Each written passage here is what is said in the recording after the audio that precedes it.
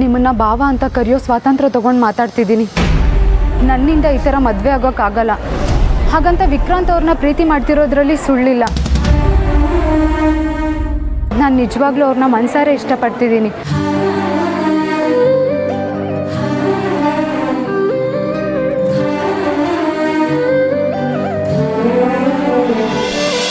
ದಯವಿಟ್ಟು ನನ್ನ ಕ್ಷಮಿಸ್ಬಿಡಿ. ಹಾಗಾದ್ರೆ ನಾವು ಇಷ್ಟೆಲ್ಲ ಮಾಡಿದ್ದಕ್ಕೆ ಬೆಲೆನೇ ಇಲ್ವಾ? ಸಡನ್ ಆಗಿ ಏನಾಯ್ತು ನಿನಗೆ? ನೀವು ನಮ್ಮಿಬ್ಬರನ್ನ ಒಂದು ಮಾಡೋದಕ್ಕೆ ಒಳ್ಳೆ ಮನಸ್ಸಿಂದ ಇಷ್ಟೆಲ್ಲ ಪ್ರಯತ್ನ ಮಾಡಿದ್ದೀರಾ ಅಂತ ನಂಗೆ ಗೊತ್ತು. ಇದಕ್ಕೆ ಬೆಲೆ ಇಲ್ಲ ಅನ್ನೋದಕ್ಕಿಂತ ಹೆಚ್ಚಾಗಿ ನಮ್ಮ ತಂದೆ ತಾಯಿ ನಮ್ಮನ್ನ ಈ ಥರ ಬೆಳೆಸಿಲ್ಲ.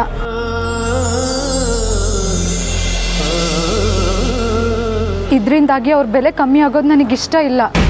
ಮತ್ತೆ ಇಷ್ಟೊತ್ತು ಯಾಕೆ ಕೂತಿದ್ರಿ? ಈ ಆಲೋಚನೆ ಮೊದಲೇ ಯಾಕೆ ಬರಲಿಲ್ಲ? ನಾನು ದೇವ್ರ ಹತ್ರ ಪ್ರಾರ್ಥನೆ ಮಾಡಬೇಕು ಅಂತ ಕಣ್ಮುಚ್ಚಿದಾಗ ಅಷ್ಟೊತ್ತು ನಮ್ಮ ತಂದೆ ತಾಯಿನೇ ನನ್ನ ಕಣ್ಮುಂದೆ ಬರ್ತಿದ್ರು ಭಾವ.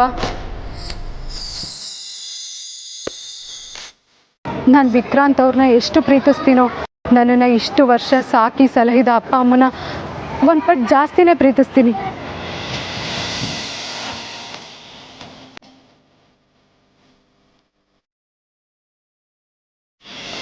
ನಾನು ಈ ಥರ ಮಾಡಿದೆ ಅಂದರೆ ಅವ್ರು ಖಂಡಿತ ತಡ್ಕೊಳ್ಳಲ್ಲ. ಅವರೆಲ್ಲ ನಮ್ಮನ್ನು ಸಂಸ್ಕಾರದ ಜೊತೆ ಪ್ರೀತಿನೂ ಮಾಡಿ ಸಾಕಿದ್ದಾರೆ.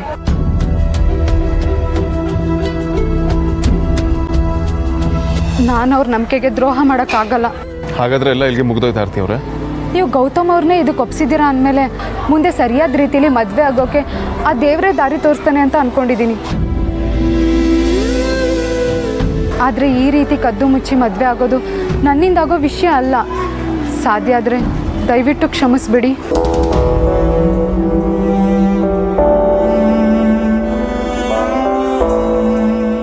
ಅಮ್ಮು, ನೀನು ಇವತ್ತು ತಪ್ಪು ಮಾಡಿದ್ಯಾ.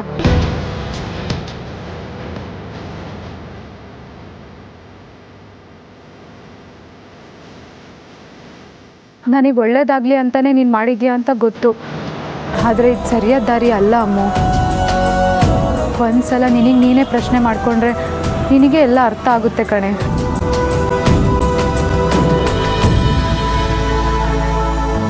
ನಾನು ಮತ್ತು ನೀನು ನಮ್ಮ ಕೆಳಗಿರೋರಿಗೆ ಮಾದರಿಯಾಗಿರಬೇಕೇ ಹೊರತು ಅಪ್ಪ ಅಮ್ಮನ ವಿರುದ್ಧ ನಿಂತು ನಮ್ಮ ಹಠ ಸಾಧಿಸ್ಕೊಳ್ಳೋದನ್ನು ಹೇಳ್ಕೊಡೋ ಥರ ಇರಬಾರ್ದು.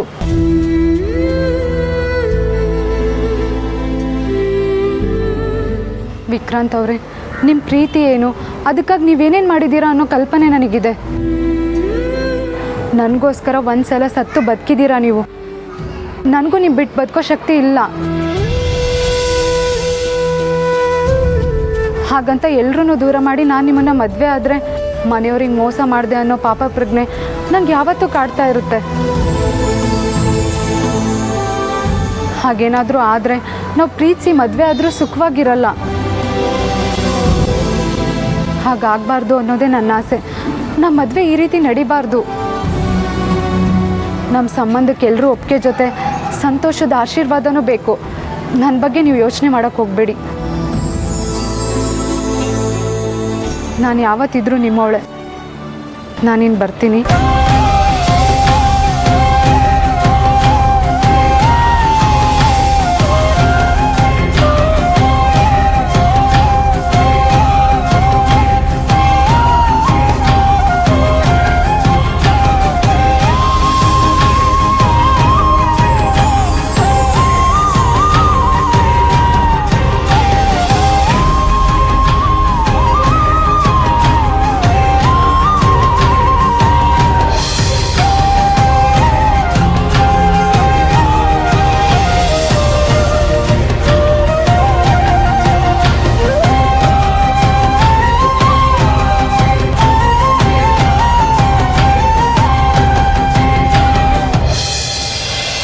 ವಿಕ್ರಾಂತ್,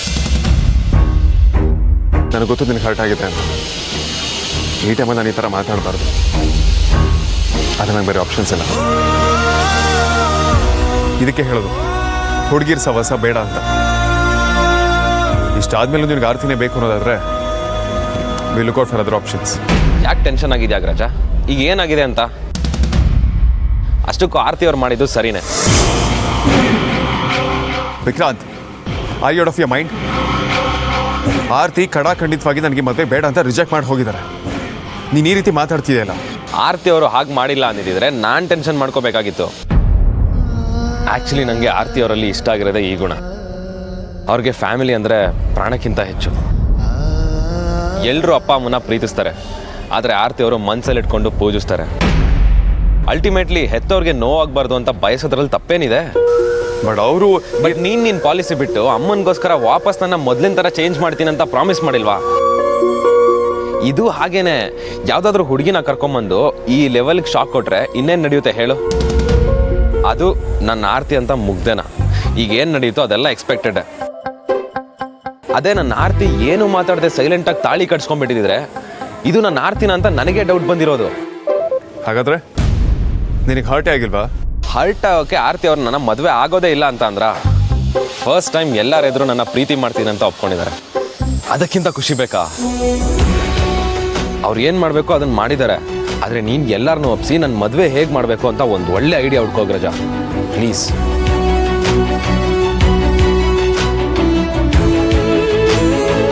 ನೀವುಗಳೋ ನಿಮ್ಮ ಲವ್ವೋ ನನ್ನ ಕರ್ಮ.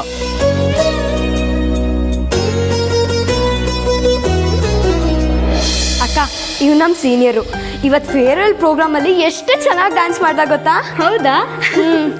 ಅಕ್ಕ, ನನಗೂ ಡ್ಯಾನ್ಸ್ ಮಾಡಬೇಕು ಅಂತ ಅನಿಸ್ತಿದೆ. ನೀನೇ ಹೇಳ್ಕೊಡ್ತೀಯಾ? ಹಾಲಿಡೇಸ್ನಲ್ಲೂ ಬುಕ್ ಅಂತ ಮುಳುಗ್ದಲ್ಲಿದ್ರೆ ಹೇಳ್ಕೊಡ್ತೀನಿ. ಥ್ಯಾಂಕ್ಸ್ ಕಣಕ್ಕ, ಮುದ್ದು. ಅಮ್ಮ ಅಪ್ಪ ಬಂದ್ರಾ? ಬನ್ನಿ, ಬಿಸಿಲಲ್ಲಿ ಬಂದಿದ್ದೀರಾ, ಬನ್ನಿ ಅಪ್ಪ. Thank you. ಯಾಕಮ್ಮ ಇವತ್ತು ದೇವಸ್ಥಾನದಿಂದ ಇಷ್ಟು ಲೇಟಾಗಿ ಬಂದ್ರಿ? ಅಯ್ಯೋ, ಅದೊಂದು ದೊಡ್ಡ ಕತೆ ಬಿಡಮ್ಮ.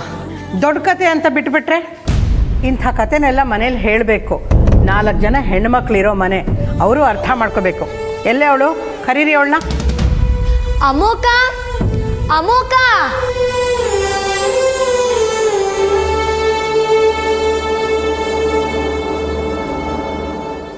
ಆರ್ತಿ, ಅಮ್ಮ, ಅಮೋಕ ಬಂದ್ಲು. ಅದೇನೋ ಕತೆ ಅಂದ್ಯಲ್ಲ, ಏನಮ್ಮ ಅದು? ಇವತ್ತೇನಾಯ್ತು ಗೊತ್ತಾ?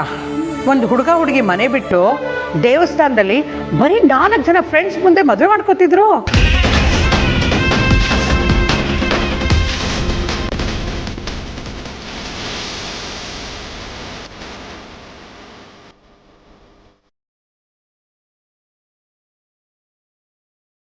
ಅಮ್ಮ, ಓಡ್ ಬಂದು ಅಂದ್ರೆ?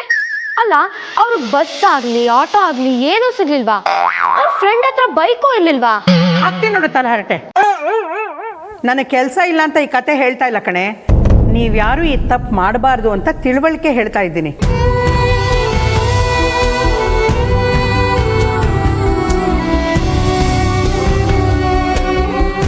ಅಪ್ಪ ಅವ್ರಿಗೆ ಹೇಗೆ ಕ್ಲಾಸ್ ತಗೊಂಡ್ರು ಗೊತ್ತಾ? ಅವ್ರ ಮುಖ ನೋಡಬೇಕಾಗಿತ್ತು. ಅಲ್ಲ, ಈಗಿನ ಕಾಲದ ಮಕ್ಕಳು ಎಷ್ಟು ಧೈರ್ಯ ಅಂತೀನಿ, ಅಪ್ಪ ಅಮ್ಮನಿಗೂ ಹೇಳದೆ ಇಂಥ ಕೆಲಸ ಮಾಡ್ತಾರಲ್ಲ.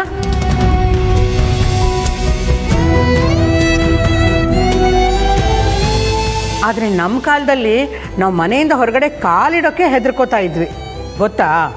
ಅಪ್ಪ, ನೀವೇನು ಹೇಳಿದ್ರಿ? ಏನಿಲ್ಲ ಅಮ್ಮ, ಆ ಮಕ್ಕಳಿಗೆ ಅವ್ರು ಮಾಡೋ ಕೆಲಸದಿಂದ ಅವ್ರು ಹೆತ್ತವ್ರಿಗೆ ಎಷ್ಟು ನೋವಾಗುತ್ತೆ ಅಂತ ಬಿಡಿಸಿ ಹೇಳಿದೆ ಅಷ್ಟೇ. ಆದರೆ ಅದು ಅವ್ರಿಗೆ ಎಷ್ಟು ಅರ್ಥ ಆಯಿತೋ ಏನೋ ಗೊತ್ತಿಲ್ಲ.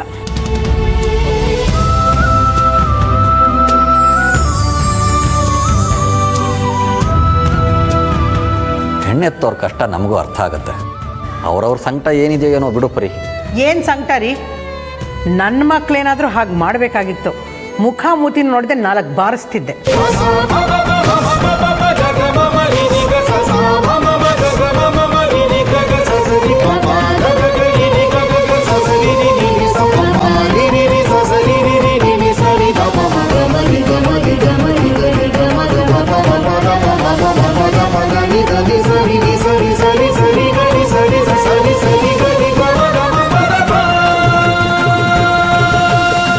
ನಿಮ್ಮ ಮಕ್ಳು ಯಾರೂ ಆ ಥರ ಕೆಲಸ ಮಾಡಲ್ಲ ಅಮ್ಮ.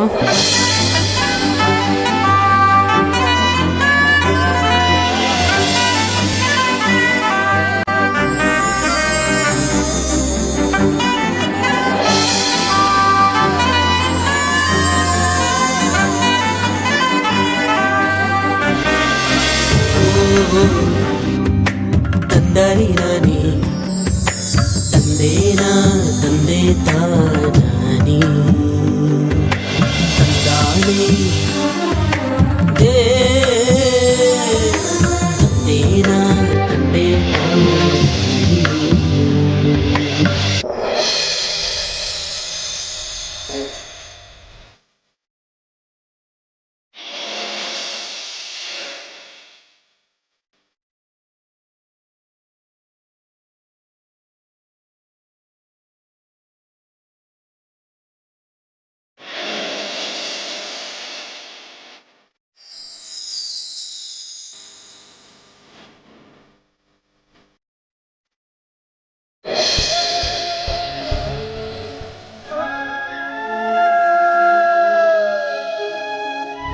ಎದುರಿಗೆ ಇದ್ದರೂ ಯಾವತ್ತೂ ನೀನು ಇಷ್ಟೊತ್ತು ಸುಮ್ಮನೆ ಕೂತಿದ್ದು ನಾನು ನೋಡೇ ಇಲ್ಲ.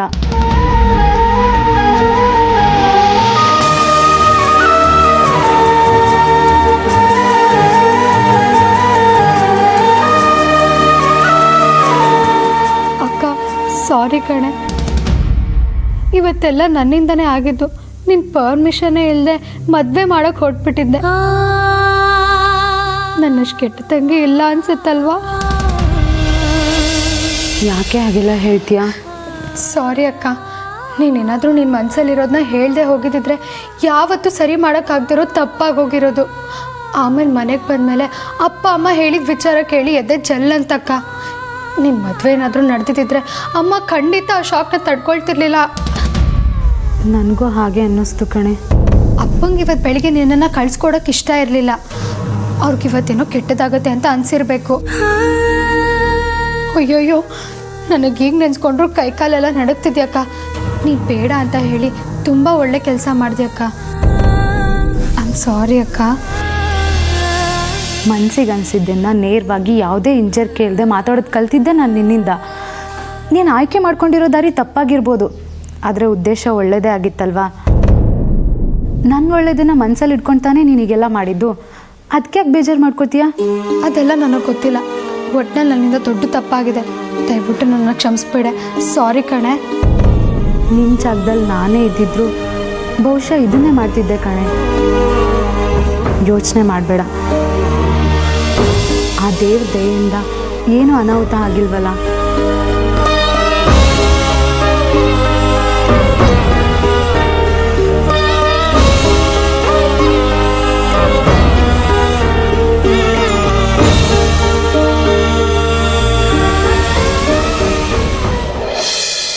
ವೇದಾಂತ್, ವಿಕ್ಕಿ, ತಿಂಡಿ ರೆಡಿ, ಬನ್ನಿ. ಇನ್ನೊಂದು ಸ್ವಲ್ಪ ಹಾಕ್ಲಾ?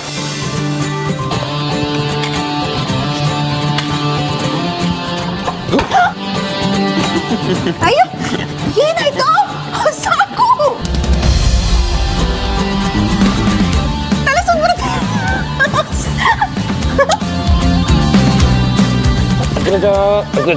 ಸಾಕು ಬಿಡಪ್ಪ. ಹಾಯ್ ಸಾರಿಕಾ.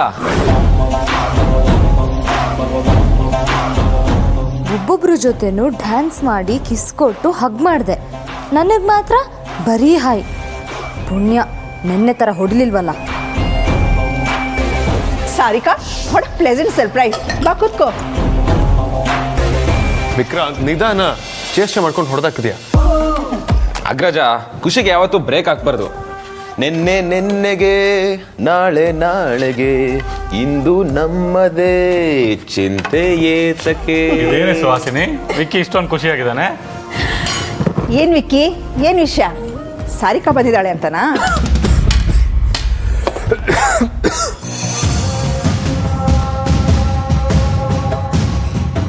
ವೇದಾಂತ್, ಏನಾಯ್ತು? ಕಷ್ಟ ಆಯಿತು. ಐ ಮೀನ್ ನುಂಗೋದಕ್ಕೆ ಕಷ್ಟ ಆಯಿತು. ಮದರ್ ಇಂಡಿಯಾ ಏನೋ ಕೇಳ್ತಿದ್ಯಲ್ಲ, ಇವತ್ತು ಬ್ರೈಟ್ ಡೇ ಅನ್ಸ್ತದೆ, ಅದಕ್ಕೆ ಹೀಗಿದ್ದೀನಿ. ಕಾರಣ ಏನಾದರೂ ಆಗಿರಲಿ, ನೀನು ಮತ್ತೆ ಮೊದಲಿನ ಥರ ಆದ್ಯಲ್ಲ, ನನಗಂತೂ ಅಷ್ಟೇ ಸಾಕು. ನನ್ನ ವಿಕ್ಕಿ ಅಂದರೆ ಇದು. ವಿಕ್ಕಿ ಹೀಗೆ ಇರಬೇಕು ಅಲ್ವೇನ್ರಿ? ಹೌದು ಕಣೆ, ನೀನು ಸರಿಯಾಗಿ ಹೇಳಿದೆ.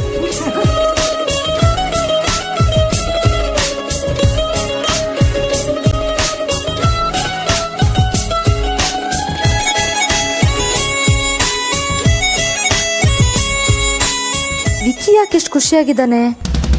ಆರ್ತಿ ಎಂಗೇಜ್ಮೆಂಟ್ ಆದಮೇಲೆ ಬಾಲ ಸುಟ್ಟಿರೋ ಬೆಕ್ಕಿನ ಥರ ಇದ್ದವನು ಸಡನ್ನಾಗಿ ಚಿಗುರ್ಕೊಂಡಿದ್ದಾನಲ್ಲ. Something is wrong.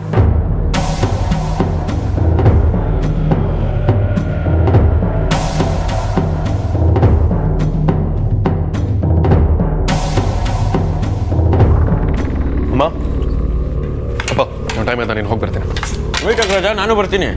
ವಿಕ್ಕಿ, ನೀನು ಆಫೀಸ್ಗಾ? ಒಳ್ಳೆ ಜೋಕು. ನನಗೆ ಬೇರೆ ಕೆಲಸ ಇದೆ. ಡ್ರಾಪ್ ಲೊಕೇಶನ್ ಬರೋವರೆಗೂ ಅಗ್ರಜಂಗೆ ಕಂಪ್ನಿ ಕೊಡೋಣ ಅಂತ ಅಷ್ಟೇ. ನಡಿ ನಡಿ, ಟೈಮ್ ಆಯಿತು. ಬರ್ತೀನಮ್ಮ, ಬರ್ತೀನಪ್ಪ.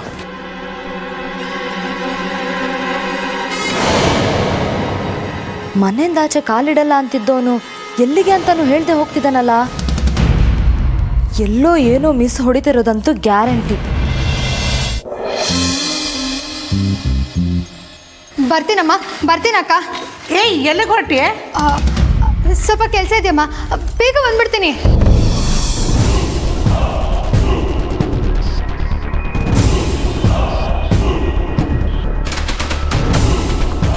ಅಮ್ಮ. ಹೇ ಸಾರಿಕಾ, ಬಾಮ್ಮ. ಚೆನ್ನಾಗಿದ್ಯಾ ಆರ್ತಿ ಅಕ್ಕ? ಚೆನ್ನಾಗಿದ್ದೀನಿ. ಆರ್ತಿ, ಸಾರಿಕೆಗೆ ಏನಾದರೂ ಕುಡಿಯೋಕೆ ತಗೊಂಬಮ್ಮ. ನಡಿಯಮ್ಮ.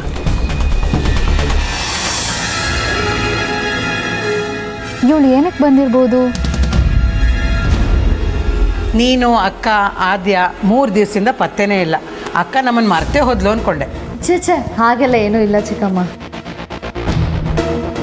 ಹೌದು, ಮದುವೆ ಕೆಲಸ ಎಲ್ಲ ಹೇಗೆ ನಡೀತಾ ಇದೆ? ಪರವಾಗಿಲ್ಲ ಸಾರಿಕಾ, ಆಗೊಂದು ಈಗೊಂದು ಕೆಲಸ ಮಾಡ್ಕೋತಾ ಇದ್ದೀವಿ. ಸದ್ಯ ಎಂಗೇಜ್ಮೆಂಟಲ್ಲಿ ಗಡಿಬಿಡಿ ಆಯ್ತಲ್ಲ, ಆ ಥರ ಆಗದೆ ಮದುವೆಗೆ ಸ್ವಲ್ಪ ಟೈಮ್ ಸಿಕ್ಕಿದೆ, ಅದೇ ಸಮಾಧಾನ. ಒಂದೊಂದ್ಸಲ ಟೈಮ್ ಜಾಸ್ತಿ ಇದ್ರೂ ಕೆಲಸ ಆಚೀಚೆ ಆಗೋಗುತ್ತೆ ಅಂತ ಅಮ್ಮ ಅವಾಗ ಹೇಳ್ತಾ ಇರ್ತಾರೆ ಚಿಕ್ಕಮ್ಮ. ಅದು ನಿಜಾನೇ ಸಾರಿಕಾ. ಅಕ್ಕ ಏನಾದರೂ ಹೇಳಿ ಕಳಿಸಿದಾಳಾ? ಹ್ಞೂ ಚಿಕ್ಕಮ್ಮ, ಆದ್ಯ ಅದಕ್ಕೆ ಪ್ರೆಗ್ನೆಂಟು. ಎಂಥ ಒಳ್ಳೆ ವಿಷಯ ಹೇಳಿದೆ ಕಣೆ, ನನಗಂತೂ ತುಂಬ ಸಂತೋಷ ಆಗ್ತಿದೆ. ಆರ್ತಿ, ನಿನಗೆ ಗೊತ್ತಾ, ಆದ್ಯ ತಾಯಿ ಆಗ್ತಿದ್ದಾಳಂತೆ. ಹೌದಾ ಸಾರಿಕಾ? ನಂಗೆ ತುಂಬ ಖುಷಿ ಆಗ್ತಿದೆ. ಇರು, ಸ್ವೀಟ್ ತರ್ತೀನಿ. ತಗೋ. ಎಲ್ಲ ದೇವರ ಆಶೀರ್ವಾದ. ನಮ್ಮ ಸಾರ್ಥಕ ತುಂಬ ಒಳ್ಳೆ ಹುಡುಗ. ಸರಿಯಾದ ಸಮಯಕ್ಕೆ ಮದುವೆ ಆಯಿತು, ಈಗ ಮಗುನೇ ಆಗತ್ತೆ. ಹೀಗಾಗ್ಬಿಟ್ರೆ ಹೆತ್ತವ್ರಿಗೂ ನೆಮ್ಮದಿ. ಕೊಡಮ್ಮ. ಅಯ್ಯೋ, ನಾನು ಅಜ್ಜಿ ಆಗ್ತಿದ್ದೀನಿ ಅನ್ನೋ ಖುಷಿಲಿ ಎಲ್ಲ ಮರೆತು ಹಾಗೆ ಕೂತ್ಬಿಟ್ಟಿದ್ದೀನಿ. ಏನು ಮಾಡಬೇಕು ಅಂತಲೇ ತೋಚಿಸ್ತಿಲ್ಲ. ಖುಷಿ ಆದರೆ ಖುಷಿ ಪಡಬೇಕು ಚಿಕ್ಕಮ್ಮ, ಅದಕ್ಕೆ ಯಾಕೆ ಇಷ್ಟೊಂದು ಟೆನ್ಷನ್ ಮಾಡ್ಕೋತಾ ಇದ್ದೀರಾ? ಅದು ಹಾಗಲ್ಲ ಕಣೆ, ನಿಂಗೆ ಅವೆಲ್ಲ ಅರ್ಥ ಆಗಲ್ಲ. ನಾನು ಈಗಲೇ ಅಕ್ಕನಿಗೆ ಫೋನ್ ಮಾಡಿ ಆದ್ಯನ್ಗೆ ಏನೇನು ಇಷ್ಟ ಅಂತ ಕೇಳ್ಕೊತೀನಿ. ನೀನು ಕಾರಲ್ಲಿ ತಾನೇ ಬಂದಿರೋದು, ಎಲ್ಲ ತುಂಬಿಸ್ಕೊಡ್ತೀನಿ, ತಗೊಂಡು ಹೋಗು. ಹ್ಞೂ.